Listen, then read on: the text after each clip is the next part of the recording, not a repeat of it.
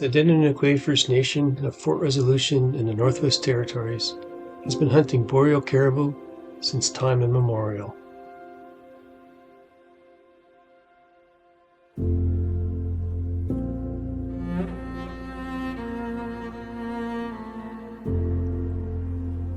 DKFN also has a long history of traditional land use, community-based monitoring, and land stewardship.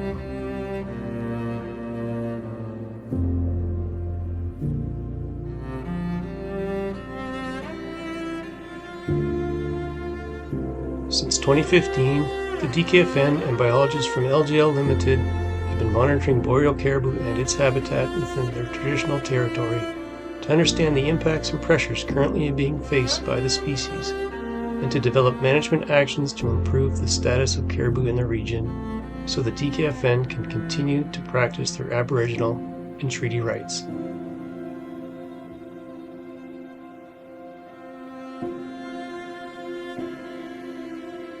In 2023, DKFN and LGL initiated a boreal caribou habitat enhancement project to restore caribou lichen habitats on sites that had been previously impacted by industrial disturbance.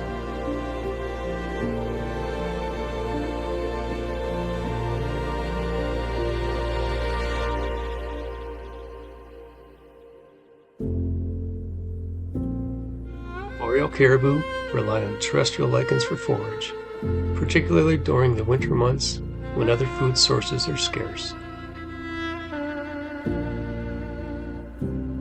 These slow-growing organisms have adapted to harsh conditions and are most abundant in open, dry, nutrient-poor environments.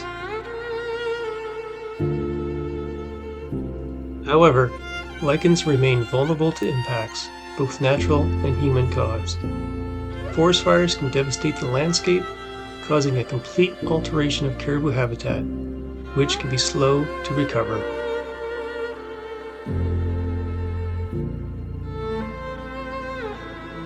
An increase in wildfire frequency and severity is expected as climate change influences future warming trends.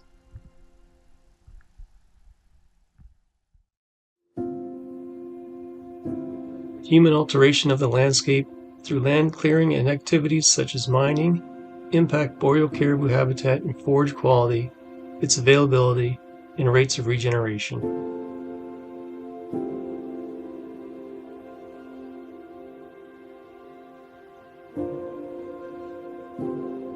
It could take between 40 and 70 years for terrestrial lichens to recover to levels capable of supporting local caribou populations.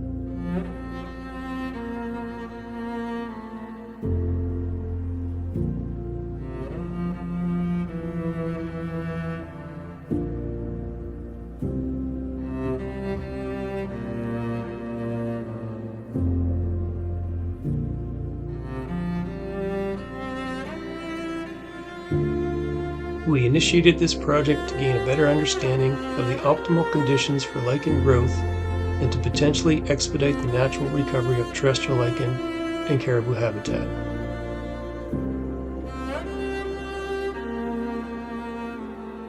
The goal of our project is to collect, transplant, and re-establish lichen species.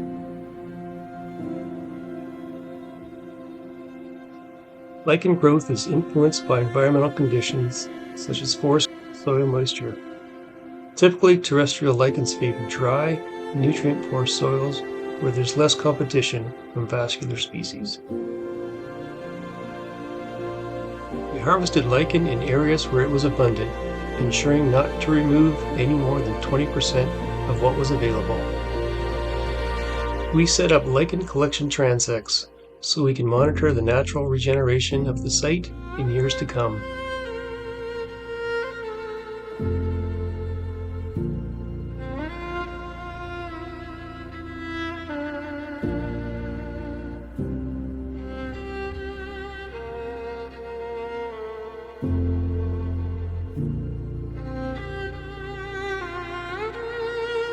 Lichens were wetted down prior to collection, which made them easier to handle.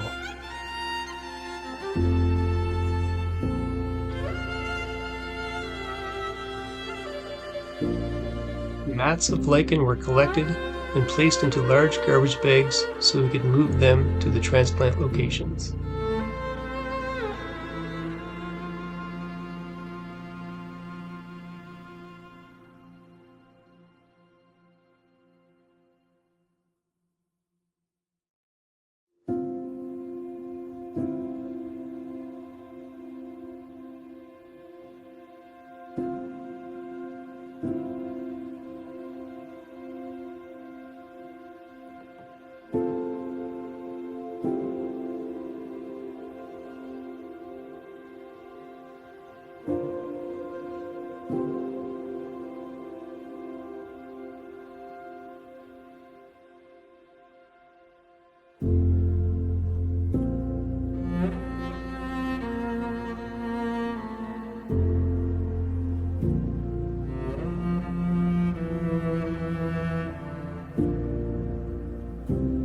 We set up a number of lichen transplant sites in disturbed areas in the old Pine Point mine. The site consisted of two 30-meter transects. Along each transect were 8 1-meter by 1-meter quadrats where a paired design was used. There were 2 quadrats where a full enhancement was applied.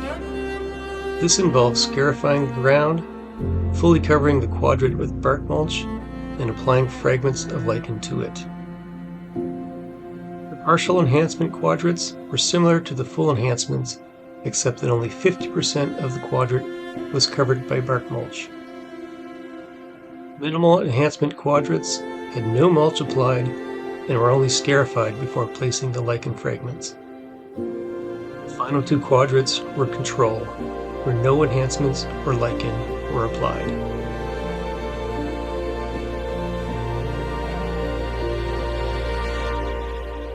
We placed the same quantity of lichen in each quadrat by measuring out 3 liters worth with the help of small containers.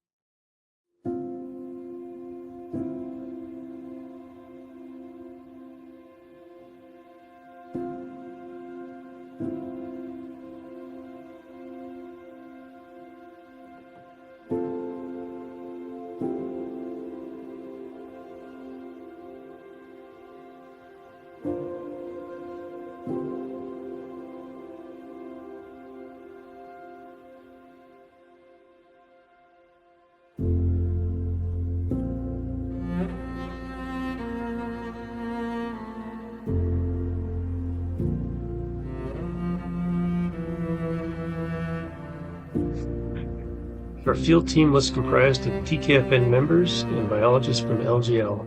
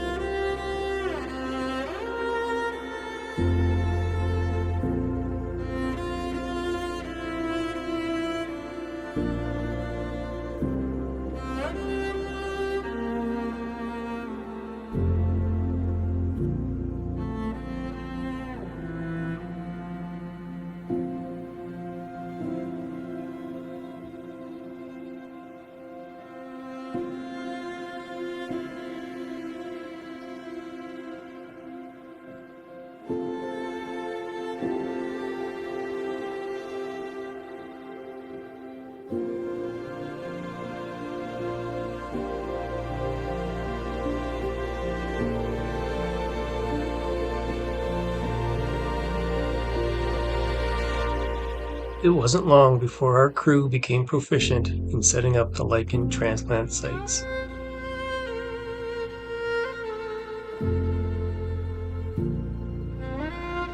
We targeted the 3 most common species of terrestrial lichens.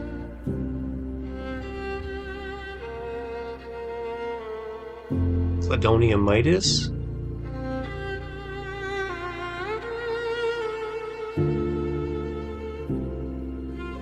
Cladonia stellaris,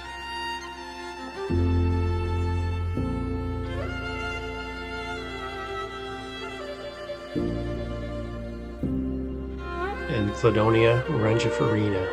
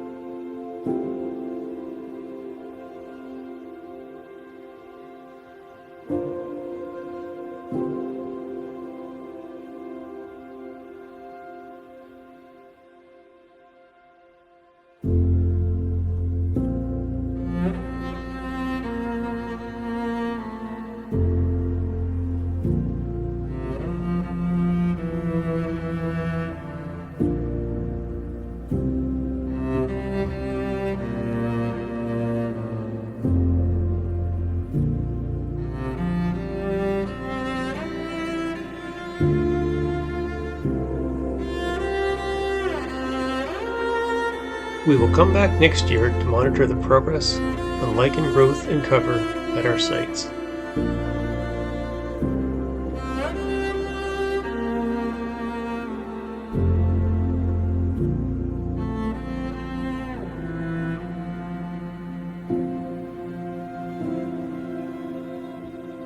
And we will continue to monitor the lichen transplants over the next 10 years in our mission to restore caribou habitat.